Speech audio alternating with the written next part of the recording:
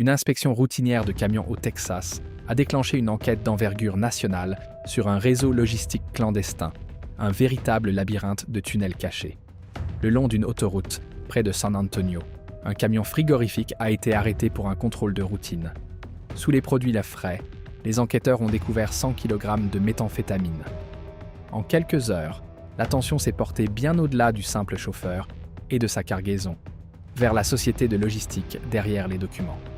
À mesure que les preuves s'accumulaient, une question plus vaste se posait.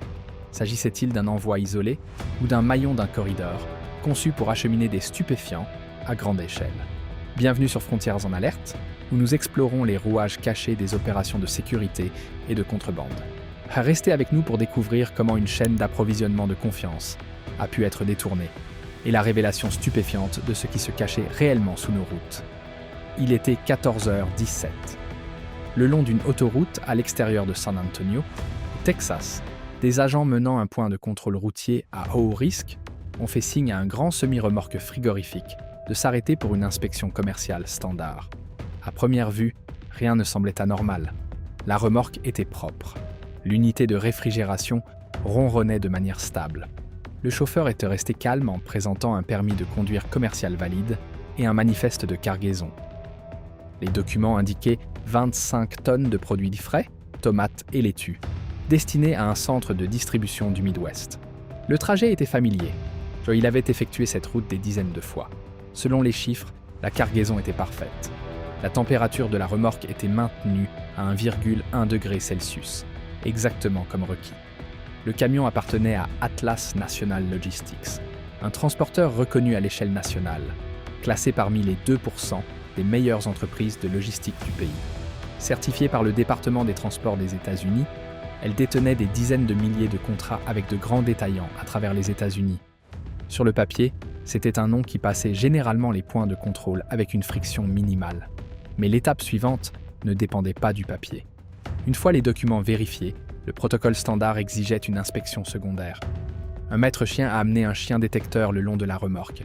Lent et méthodique, le chien traquait les joints et les soudures, que les yeux humains remettent rarement en question.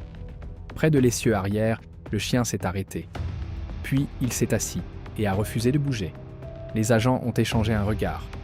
Pas d'alarme, mais de la concentration. Ils ont commencé par l'évidence. Les caisses ont été déverrouillées et déplacées.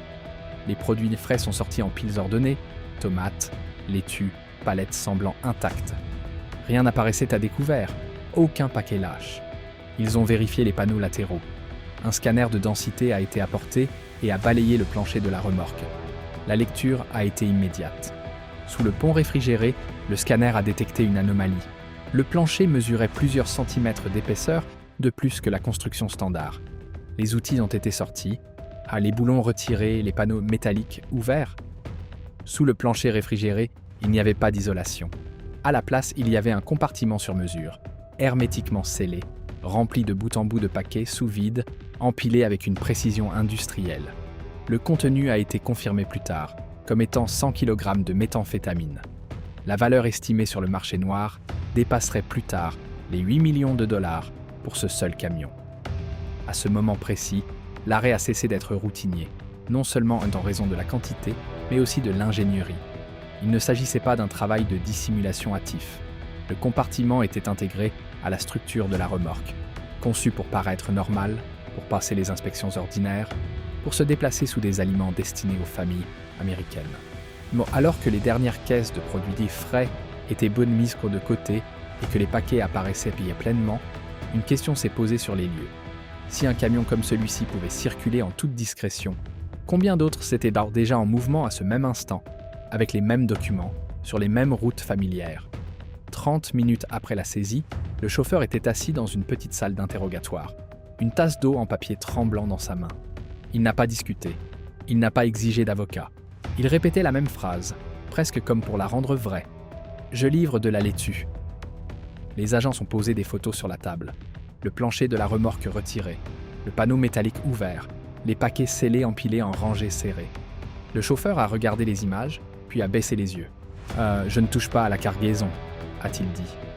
Dans des cas comme celui-ci, Les enquêteurs agissent rapidement car la première hypothèse est généralement la bonne. Un chauffeur accepte de transporter de la contrebande, emprunte une route, reçoit une somme d'argent et espère que les papiers suffiront à passer. Cette hypothèse était la voie la plus facile. Mais les faits ne concordaient en pas. Il conduisait pour Atlas National Logistics depuis 6 ans. Il avait parcouru plus de 997 000 km sans le moindre accident. Il avait réussi tous les tests de dépistage de drogue et toutes les inspections exigées par l'entreprise. Il avait effectué la même route des dizaines de fois, le genre de trajet qui devient automatique.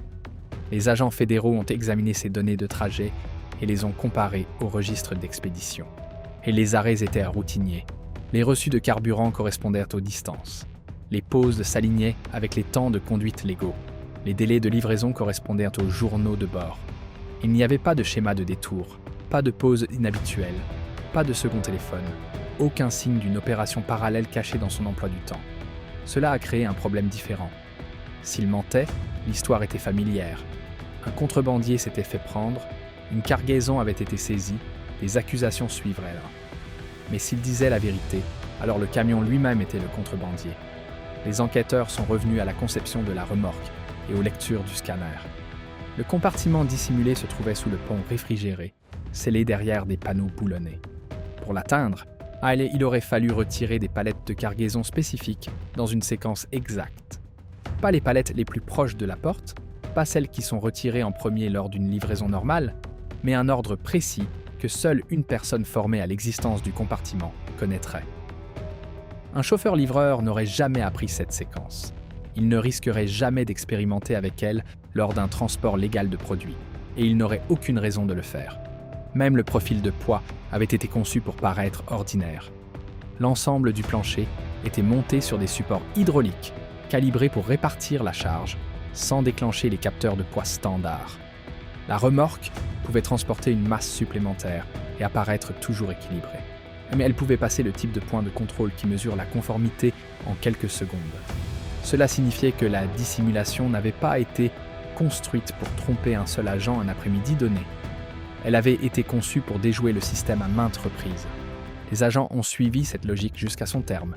Si une remorque avait été conçue avec une telle propreté, ce n'était pas un cas isolé.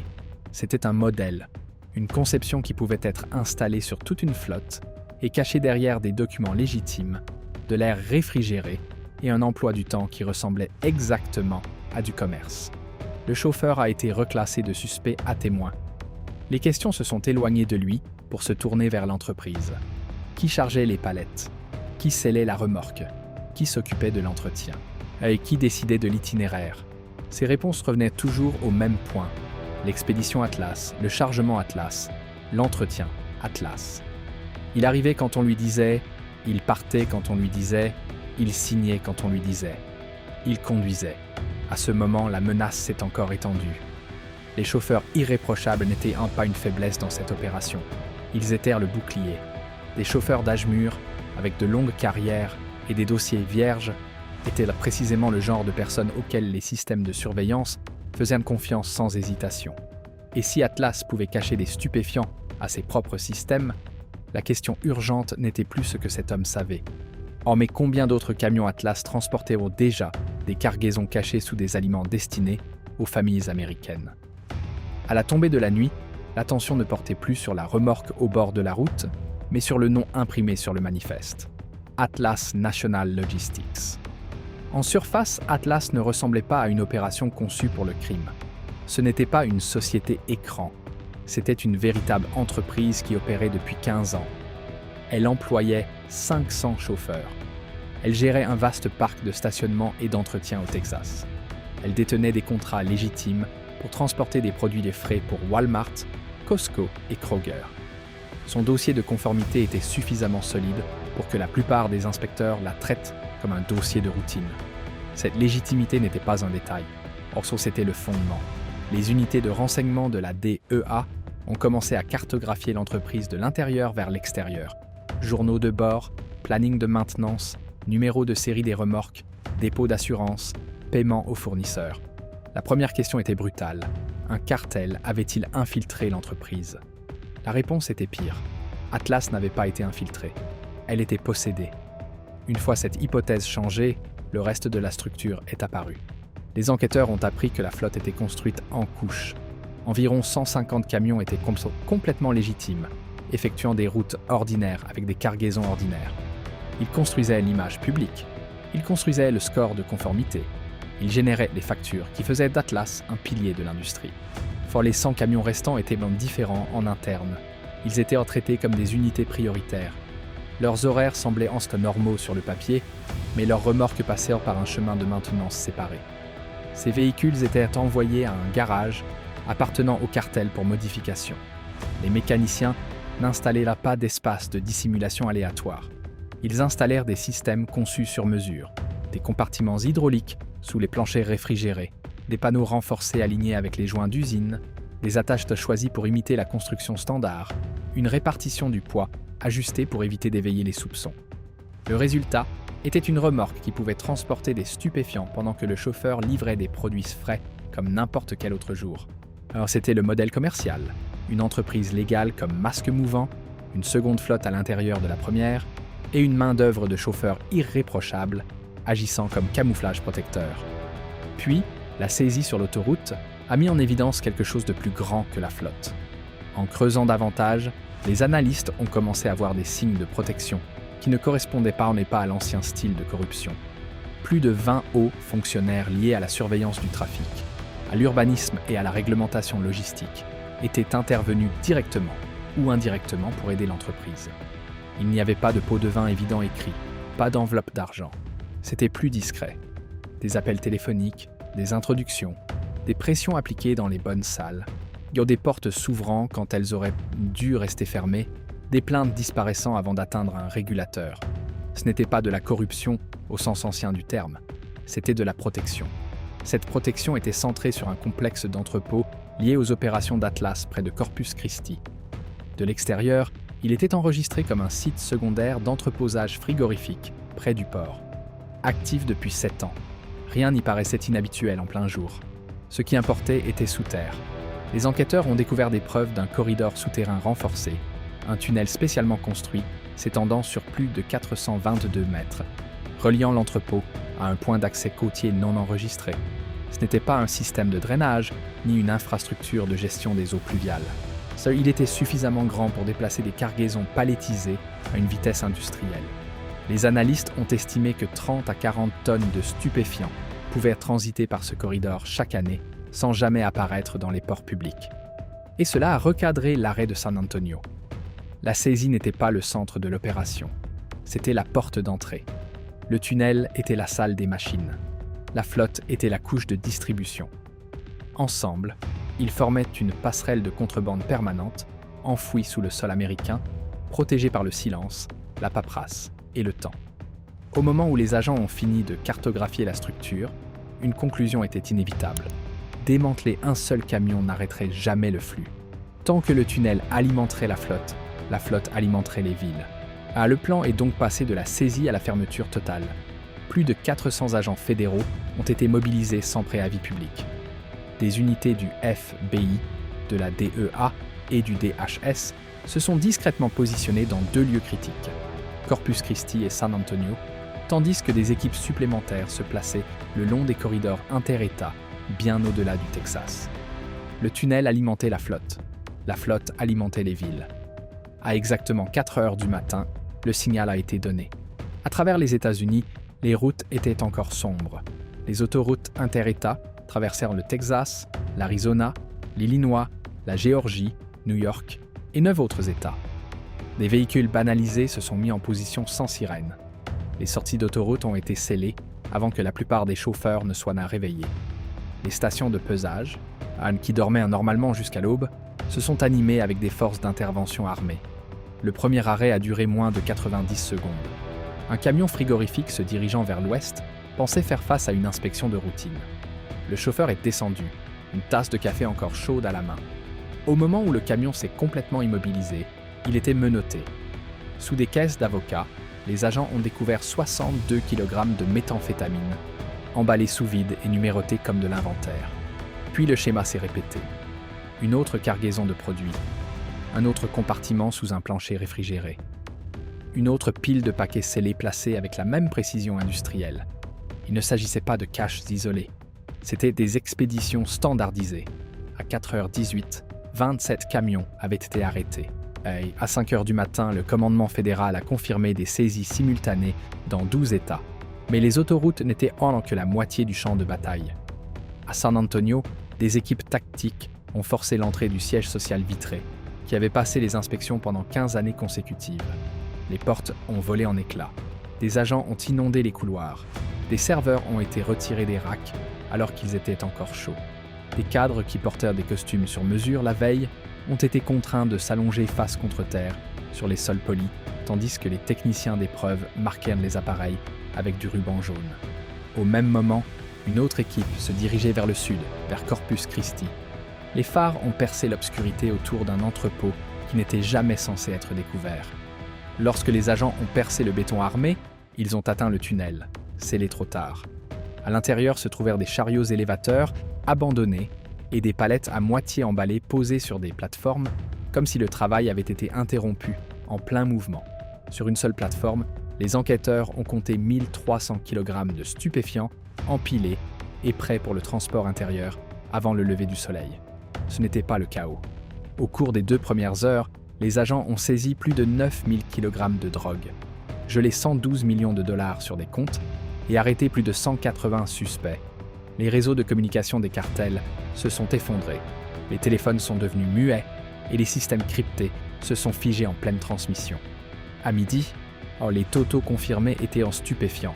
52 000 kg de méthamphétamine, 1,7 million de pilules, une valeur sur le marché noir dépassant les 2 milliards de dollars. L'opération avait nécessité 18 mois de planification et 6 heures d'exécution. Alors que le soleil se levait, les camions étaient alignés sous surveillance fédérale. Les logos ont été arrachés.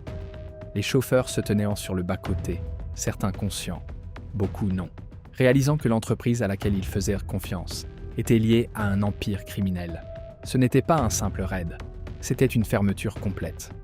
Lorsque les autoroutes sont redevenues silencieuses et que le dernier camion a été placé sous surveillance fédérale, l'affaire ne s'est pas terminée. Elle a changé de forme. À l'intérieur du siège de San Antonio, les techniciens ont extrait les disques durs un par un, marquant chacun d'un ruban d'identification de preuve. Ce qui se trouvait à l'intérieur de ces machines déterminerait si cette opération serait retenue comme une saisie ou comme une révélation. Au cours des premières 24 heures, les enquêteurs ont extrait plus de 96 téraoctets de données internes. Emails, journaux de maintenance, dépôts d'assurance, algorithmes de routage. À première vue, cela ressemblait aux documents de toute entreprise de logistique prospère.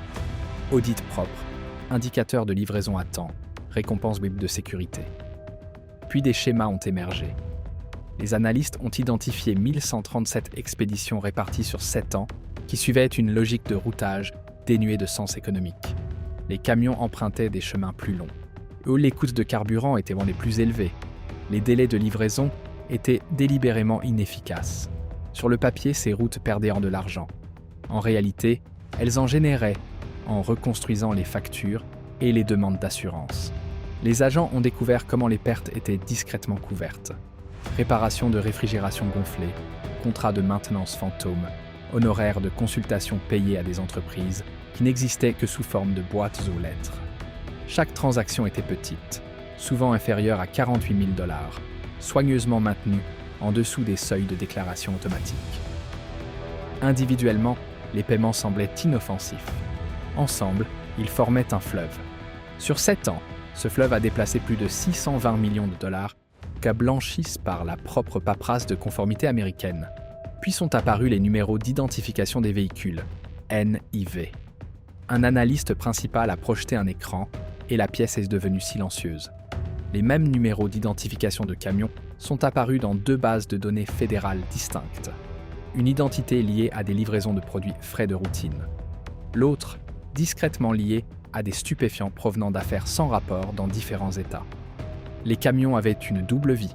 L'une passait les inspections, l'autre n'avait jamais officiellement existé. Des assignations ont suivi pendant la nuit. À la fin de la semaine, 47 comptes bancaires dans 4 États ont été gelés. 19 entités corporatives, entreprises de transport, mais assureurs et sociétés écrans de maintenance ont été reclassés comme co-conspirateurs criminels. Un enquêteur vétéran a résumé la nouvelle réalité d'une voix basse. Ils n'ont pas déjoué les inspections. Ils sont devenus les inspections. Mais les chiffres ont forcé une deuxième question. Qu'est-ce qui avait déjà transité avant la fermeture? À l'aide des itinéraires d'expédition récupérés des systèmes Atlas, les analystes fédéraux ont superposé 7 ans de données de livraison avec les dossiers de santé publique. Les résultats ont été dévastateurs. Entre 2017 et 2024, les comtés directement desservis par les routes prioritaires d'Atlas ont enregistré plus de 430 000 overdoses liées à la méthamphétamine. Plus de 112 000 d'entre elles ont été fatales. Dans les villes où les camions Atlas effectuaient des livraisons hebdomadaires, les décès par overdose de méthamphétamine ont augmenté 68% plus rapidement que dans des régions comparables. Les villes rurales ont été durement touchées. Les services d'urgence avec 6 lits traitèrent soudainement 30 patients en une seule nuit. Les enquêteurs ont commencé à convoquer les chauffeurs, non pas comme suspects, mais comme témoins. Des hommes et des femmes dans la quarantaine, la cinquantaine et la soixantaine. La plupart n'avaient eu aucune idée de la situation. Un chauffeur âgé de 58 ans avait parcouru 2,1 millions de kilomètres en 2 décennies et n'avait jamais été arrêté. Lorsqu'on lui a montré des photos des compartiments cachés, ses mains ont tremblé. « Je transportais de la nourriture », a-t-il dit doucement. « Je nourrissais ma famille. » Un autre chauffeur s'est souvenu avoir signalé une répartition irrégulière du poids 5 ans plus tôt. La plainte avait été enregistrée. Dans les 48 heures, elle avait disparu du système. Il avait été réaffecté sans explication. Les enquêteurs ont confirmé plus tard qu'au moins 11 avertissements de sécurité interne avaient été discrètement effacés dans plusieurs départements. Aucun n'avait atteint les régulateurs. Aucun n'avait déclenché d'audit. Les agences de protection de l'enfance ont signalé une augmentation de 40 et 1% des retraits d'enfants le long des corridors desservis par Atlas. Les systèmes de placement familial étaient sous tension.